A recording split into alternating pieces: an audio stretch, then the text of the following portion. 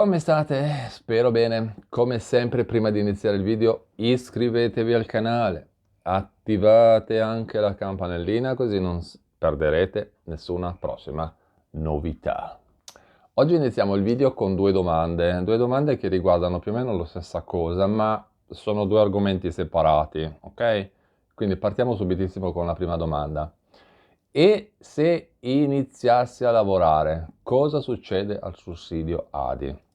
Un gran casino. Un gran casino. No, scherzo ovviamente. Nel caso in cui uno o più componenti del nucleo familiare iniziano un'attività di lavoro dipendente, attenzione, il maggior reddito da lavoro percepito non concorre alla determinazione del beneficio economico fino a un massimo di 3.000 euro lordi annui. Attenzione, 3.000 euro lordi, non netti, lordi. Quindi quelli che si trovano in busta paga in alto. E lì la fregatura. Annui, e neanche mensili, annui. Quindi il reddito che va oltre questa soglia viene considerato per determinare l'importo dell'assegno a partire dal mese successivo a quello della variazione. Quindi attenzione che poi c'è la fregatura. INPS dice che spetta al lavoratore entro 30 giorni dall'avvio dell'attività lavorativa darne comunicazione all'INPS, che comunque acquisisce i dati dell'assunzione dalla banca dati delle comunicazioni obbligatorie. Cioè, a noi ci dicono che dobbiamo farlo entro 30 giorni, però se non glielo dici ti dicono non l'hai fatto. Hai capito? Perché sono dei bei furbacchioni. Come? Ma allora se lo sai perché non lo fai tu? Voglio dire, no? Voglio dire, no? Se lo sai già, perché me lo chiedi di farlo io? Domanda. Allora, fino a quando non si effettua questa comunicazione, cosa succede? Succede che l'erogazione dell'assegno viene sospesa, no? Cioè della serie, tu lo sai, tu non lo fai, vuoi che lo faccio io, però se non lo faccio io me lo sospendi. Allora, perché non te lo fai da solo? Domanda. E si hanno al massimo 3 mesi per la comunicazione all'INPS da quando si avvia l'attività. Oltre questo termine decade proprio il diritto alla prestazione e poi da lì è un gran casino perché bisogna ricominciare da capo, domande, non domande, quindi voglio dire fate molta attenzione perché quelli sono sempre lì a bloccarvi l'assegno. L'altra domanda è questa. In caso di svolgimento di attività lavorativa da lavoro dipendente, autonomo, di impresa o di partecipazione a percorsi di politica attiva del lavoro, è necessario presentare documentazione ulteriore oltre all'ISEE, cioè oltre a già i 8.000 documenti che dobbiamo presentare, bisogna presentare anche qualcos'altro? Anche qua un gran faccioccone, perché dovete ascoltare bene quello che dico. In caso di svolgimento di attività lavorativa di lavoro dipendente, lavoro autonomo o di impresa o che cavolo ne so, è necessario presentare 1. Il modello COM ridotto solo se alla data di presentazione della domanda di ADI si sta svolgendo un'attività iniziata dopo il 1 gennaio dell'anno di riferimento dei redditi della DSU ISEE. Oppure secondo, il modello COM esteso solo se in corso di erogazione dell'ADI, prima era alla data di presentazione, adesso è in corso di erogazione dell'ADI, si sta svolgendo un'attività avviata successivamente alla data di presentazione della domanda. E poi, sempre il Ministero ci dice che gli importi dei redditi da dichiarare nei modelli COM sono sempre al lordo, come prima, non né al netto, al lordo, quindi dovete farvi tutti i vostri bei conteggioni, perché il lordo è sempre più alto del netto. Cari i miei signori, e lo dice la parola stessa, è lordo, non netto. Lordo vuol dire che è bello pieno di roba, no? All'ordo dell'abbattimento dei 3.000 euro, che comunque viene fatto dall'INPS in fase di calcolo. Poi comunque per maggiori aggiornamenti, ragguagli, questioni, dove proprio vi parlo anche pane, pane, vino al vino, senza mezzi termini, perché qua ormai in sto sistema bisogna parlare faccia, cioè proprio papale papale, senza farsi troppi problemi di questo o di quell'altro.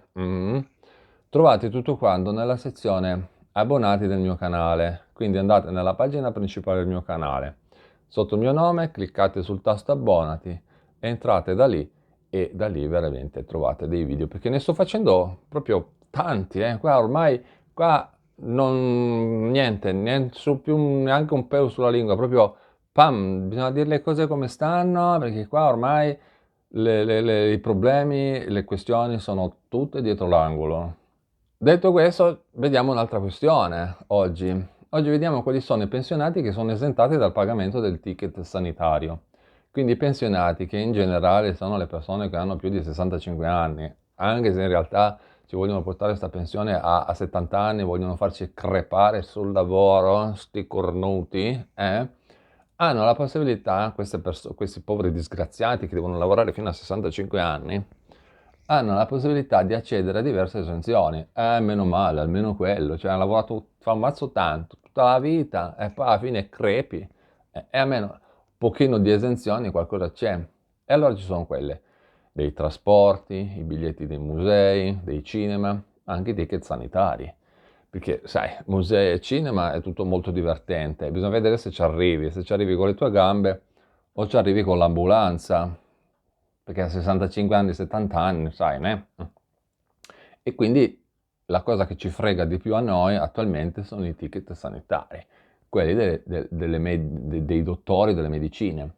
Quindi sappiamo molto bene che ultimamente, tra l'altro, i pensionati che prendono delle pensioni bassissime, perché voglio dire, ci sono dei pensionati che veramente fanno la fame, tra un po' ci manca solo che vanno in giro in piazza con la scimmietta e il piattino a fare lo spettacolino, perché qua veramente ci hanno ridotti a uno schifo, hanno delle pensioni bassissime e certi non arrivano neanche a 1000 euro al mese, zero, cioè proprio non arrivano manco a 1000 euro. Non si riesce nemmeno più a fare la spesa, non si riesce più a comprare da mangiare, non si riesce a comprare medicine, non si riesce a fare un cavolo di niente. E loro più di tutti sono stati colpiti da sta cosa veramente in una maniera allucinante, no? Perché tanto dicono, tanto hai lavorato fino a 65 anni, c'hai i soldi in banca, cacchito, te li mangi tutti. Ma cosa volete dai miei soldi? E allora lo Stato che è generoso, proprio per loro e per altre categorie di pensionati, ha dato la possibilità di avere l'esenzione sul pagamento del ticket, soprattutto se si supera una certa età e si ha un reddito annuale molto basso. Quindi ti vogliono povero, malato, scassato, nullatenente, invalido, cioè devi essere una larva, no? Però vi dico già che comunque i ticket sanitari possono variare da regione a regione, tra l'altro, no? Tra l'altro, neanche tutti uguali, perché vogliono fare l'autonomia qua, no? Quindi, soprattutto quando si tratta di patologie diverse e oltretutto in alcuni casi l'esenzione parte persino automaticamente, senza doverne fare richiesta, mi raccomando, informatevi bene all'ASL, perché non è che qua fanno tutto uguale, Sì, sì, siamo Italia, unificati, Garibaldi, ma poi alla fine ognuno si fa i cavoli suoi, Però diciamo che in linea generale ci sarebbe la possibilità di avere l'esenzione del ticket alle persone con più di 65 anni valutate per reddito. Quindi devi essere povero e disgraziato. E questo reddito, se non ricordo male, dovrebbe essere intorno ai 36.000 euro e 100, una roba del genere. Comunque, se non è cambiato nel frattempo, chiedete alla vostra ASL oppure andate dal medico di famiglia e sicuramente loro lo sanno perché loro trattano questo tipo di argomenti. E ci sono varie categorie che danno diritto all'esenzione.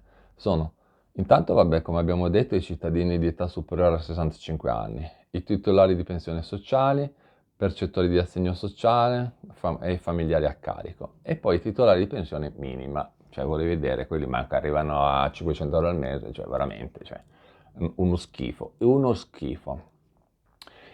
Mentre invece le prestazioni dove non è previsto il pagamento del ticket sono in linea generale gli esami di diagnostica precoce, prevenzione collettiva, esami di tutela per la salute collettiva obbligatoria, le prestazioni del medico di medicina generale, ma quello già lo sappiamo perché quello già lo sappiamo, finché non toglieranno anche quello, perché poi sai, qui la strada è quella di portarci via tutti i soldi, questo è il discorso, e poi trattamenti durante un ricovero ospedaliero, anche quello secondo me prima o poi ci sarà la fregatura che ci dovremo pagare tutto quanto, perché sono dei bei furbacchioni e non dico niente altro. E poi le protesi e gli altri ausili tecnologici per le persone con disabilità. Se avete altre domande, lo sapete, commentate qui sotto e poi vi rispondo tramite dei video, perché adesso mi viene comodo così, vi rispondo direttamente con dei video che li metto poi ovviamente nella sezione abbonati dal mio canale. Top, problema risolto. Con questo è tutto, io vi ringrazio per avermi guardato, iscrivetevi al canale, attivate anche la campanellina e mi raccomando, andate nella sezione abbonati, che ci sono tantissimi altri video. Con questo è tutto, ci vediamo prossimamente. Ciao!